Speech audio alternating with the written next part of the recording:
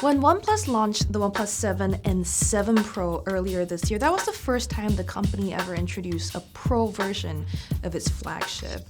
And that signified very clearly that the company is targeting a higher and more premium part of the market with the Pro, while the non-Pro versions of its phones are meant for people who still want an affordable flagship. Now, a few months later, the company is back with the OnePlus 7T, which is its follow-up to the OnePlus 7. And as has been the case for a few years now, the company tends to launch follow-ups to their flagships before the year is even out so that you can get access to the latest chipsets that are available on the market without having to wait for the yearly rollout. But the OnePlus 7T is kind of confusing if you're trying to compare these OnePlus flagships against each other. The OnePlus 7 was never available in the US, so we actually didn't get our hands on it to try out. We did, however, get to check out the OnePlus 7 Pro, which was a more premium phone than the OnePlus 7T is intended to be. So bear with me if the comparisons feel a little confusing here. I'm going to try to make it as simple as possible by focusing on really what stands out about this phone and what the upgrades are over the OnePlus 7 itself. So most significant is that the display here now gets what OnePlus called Fluid AMOLED, which means it has a 90Hz refresh rate. What this means is that scrolling through web pages is going to look a lot smoother. Your gameplay, supported games or supported content anyway, will also look a lot more fluid. OnePlus also says it's reduced the amount of blue light that's being pushed out through this panel, so your eyes won't feel as tired over time, say you're after reading or playing a game. And as it did with the older versions of these phones, OnePlus also used an improved in-display fingerprint sensor here, which is faster than the problematic one we saw on the OnePlus 6T. The other major difference between the OnePlus 7 and the 7T is the addition of a third camera to the rear of the 7T. Where the OnePlus 7 had a dual camera system with a 48 megapixel main sensor with a 5 megapixel backup, the OnePlus 7T has a triple camera setup. It's got a 48 megapixel main lens, but it now features an ultra wide angle lens that is 16 megapixels sharp, as well as a telephoto option that is 12 megapixels sharp. So this affords you a lot more versatility in shooting.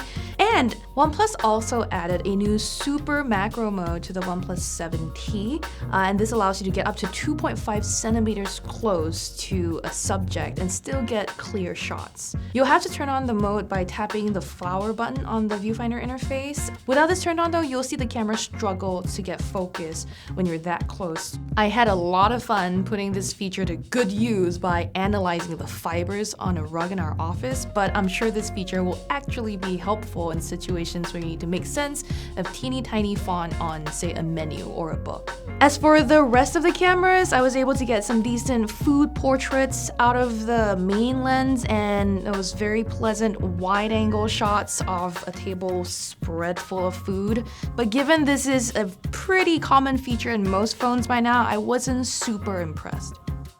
And one final note on the cameras, and this may be more a design feature rather than cameras itself, but on the back of the phone, they're now housed in a circle rather than in a strip like before. All that does is really make the OnePlus 7T look a little nicer and a little bit more like a camera from the back than that strip did before. Speaking of the looks, the OnePlus 7T has a similar blue finish to the OnePlus 7 Pro. However, it has got a frosted glass kind of icy sheen to it that I find really attractive. However, I wish it didn't smudge so easily.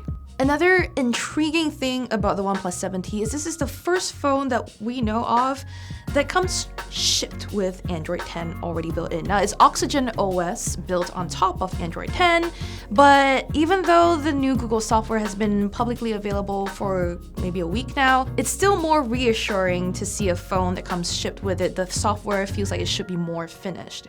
Now, in my brief time testing out the OnePlus 7T, I haven't run into any bugs or hiccups that look to be software related just yet.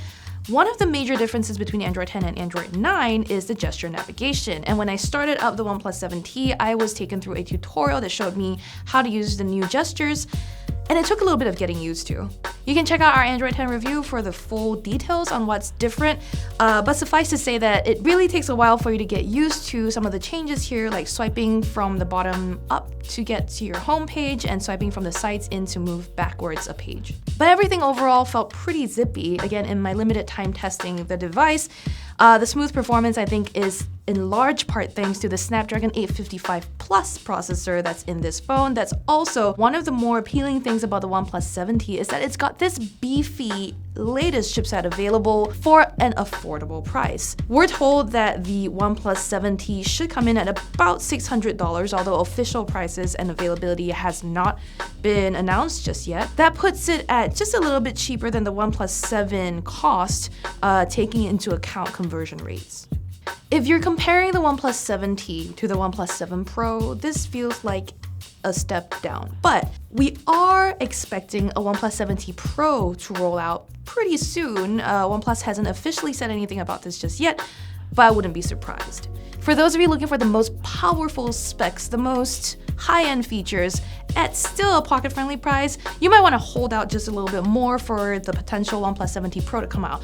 Meanwhile, the good news is that the OnePlus 7T looks to be headed stateside, and that means those of us in the US who want something that's not a $1,000 phone but comes with all the latest and the best guts possible should find this a compelling device.